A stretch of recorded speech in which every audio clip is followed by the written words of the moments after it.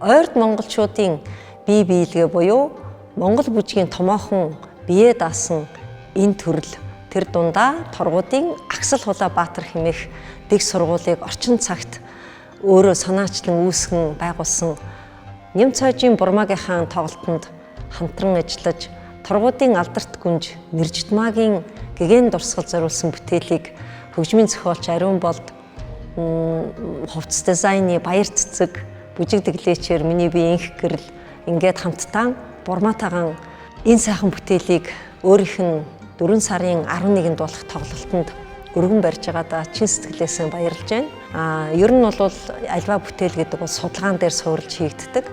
Тэгэхээр Агсал Хулаа бүжгийн сургуулийг тухайн үед ямар байсныг төсөөлөн бодож өөрсдийнхөө удам залгсан авьяасдаг сайхан биечдийн залгамж халаа болгон Бурмаа маань өөрийнхөө шавнырын хамт энэхүү тоглолтод бас өөрсдийнхөө бүтээл тойруулыг өргөх юм байлээ. Тэгэхээр та бүхэн маань торгуудын гайхалтай өв соёлыг бүжгийн урлагаар илэрхийлж байгаа энэ сайхан тоглолтод бас хүрэлцэн ирж мэлмий баясгаж чихийг гайхалтайгаар сонирдно гэдэгтээ итгэлтэй байна. Та бүхнийгээ бас урьж байна.